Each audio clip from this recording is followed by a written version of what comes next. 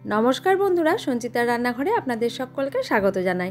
आशा करी सकले भालो आछेन। आजके आमि आपनादेर साथे शेयार करे नेब बांगालीदेर प्रत्येकेर प्रिय नरम तुलतुले एई रकम त्रिकोण परोटा। आर एई परोटा खूब सहजे खूब अल्प तेले बाड़ीते स्वास्थ्यकर उपाये तैरी करे नेওয়া যায়।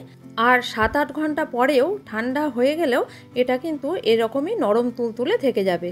সেই জন্য বাচ্চাদের বা স্কুল কলেজ টিফিনের জন্য একদম আদর্শ। টিফিন বক্সে ভরে পাঠিয়ে দিলেও এটা কিন্তু শক্ত বা চিমড়ে হয়ে যাওয়ার কোনো ভয় থাকবে না। তো চলুন দেখে নিই আজকে আমি এই পরোটা কিভাবে তৈরি করেছিলাম। এই নরম তুলতুলে পরোটা তৈরি করার জন্য আমি এখানে আটার ব্যবহারটাই বেশি করেছি। যতটা আমি আটা নিয়েছি তার অর্ধেকেরও অর্ধেক পরিমাণ নিয়েছি ময়দা, কারণ ময়দাটা কিন্তু স্বাস্থ্যের জন্য ভীষণই ক্ষতিকর। সেই জন্য আটার ব্যবহারটাই আমি বেশি করেছি। পরোটাটা যাতে অনেকক্ষণ ধরে নরম এরকম তুলতুলে থাকে তার জন্য আমাদের কয়েকটা টিপস ফলো করে নিতে হবে। তার জন্য ময়দা মাখাটাই সবথেকে বেশি গুরুত্বপূর্ণ। এই ময়দার মধ্যে আমি দিয়ে দিলাম 2 টেবিল চামচ পরিমাণ গুঁড়ো দুধ আর দিয়ে দিলাম 1 চামচ মতো লবণ।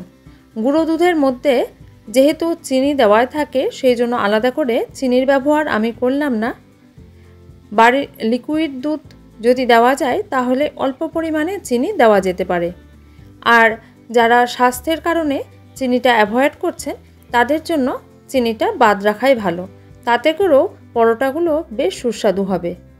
এইবারে আমি জল দিয়ে দেব। আমি এখানে ঈষদুষ্ণ গরম জল ব্যবহার করেছি, চাইলে 2 হাতা দুধও এর মধ্যে দিয়ে দেওয়া যায়। আর একদম নরম তুলতুলে করে কিন্তু ময়দাটা মাখতে হবে। দেখুন জলের পরিমাণটা কিন্তু অনেকটাই বেশি দিয়েছি, তবে আমি একবারে পুরো জলটা দিয়ে দিইনি। আর ময়দাটা একেবারে শক্ত করে মাখা যাবে না। এই ময়দা মাখাটা যতটা নরম তুলতুলে করে মাখা যাবে পরোটাগুলোও কিন্তু ততটাই সফট হবে।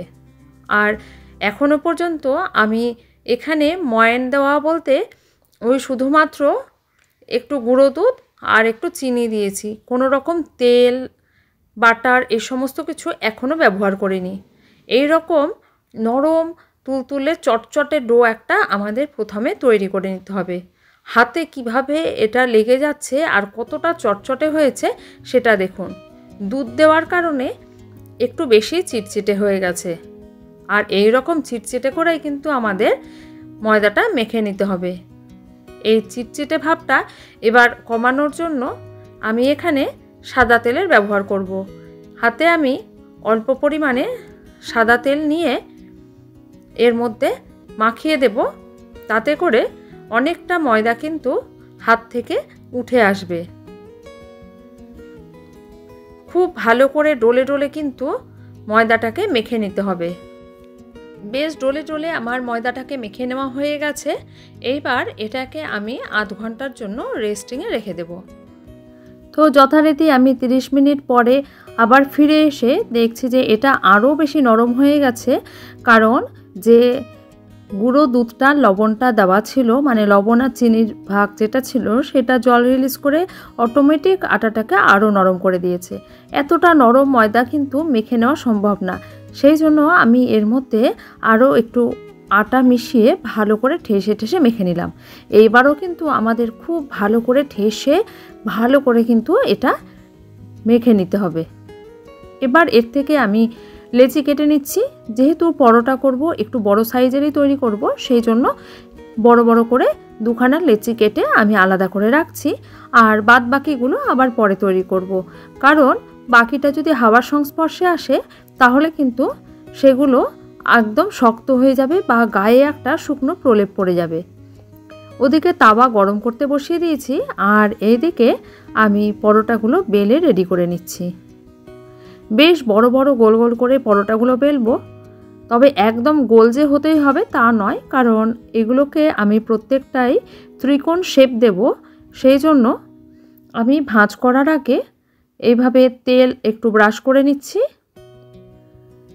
এইভাবে তেল ব্রাশ করে যদি ওপর দিয়ে শুকনো ময়দা ছিটিয়ে দেওয়া যায় তাহলে কি হবে, পরোটার মধ্যে আলাদা আলাদা লেয়ার তৈরি হবে। মানে একটা অংশ আরেকটার গায়ে চিপকে লেগে যাবে না, প্রত্যেকটা আলাদা স্তর থাকবে। আর এই লেয়ারগুলো তৈরির কারণেই কিন্তু পরোটার স্বাদ অনেক বেশি ভালো হবে, পরোটাগুলো ফুলে উঠবে বেশ ভালো। সেইভাবে জন্য এটাকে এরকম অর্ধেক ভাঁজ করার পরে আবারও অর্ধেক অংশে তেল আর আটা ছিটিয়ে মাখিয়ে নিয়ে এরকম ত্রিকোণ শেপ দিয়ে এই ত্রিকোণভাবে আমি বেলে নিচ্ছি। চাইলে চৌকো, গোল বিভিন্ন শেপই দেওয়া যায়, তবে যে শেপই দেওয়া হোক না কেন প্রত্যেকবার বিভিন্ন রকম ভাঁজ করার সময় আমাদেরকে এরকমভাবে তেল একটু মাখিয়ে নিয়ে তার উপরে আটা বা ময়দা একটু ছিটিয়ে দিয়ে বা মাখিয়ে নিয়ে আবার দ্বিতীয় ভাঁজ বা তৃতীয় ভাঁজ প্রত্যেকটাই দিতে হবে। গরম তাওয়ার উপরে এইবার আমি পরোটাটা দিয়ে দিলাম আর মিডিয়াম ফ্লেমে একটু সেঁকতে দিলাম। ততক্ষণ আমি আরও একটা পরোটা বেলে রেডি করে নিচ্ছি, তাতে করে সময়টা বাঁচবে।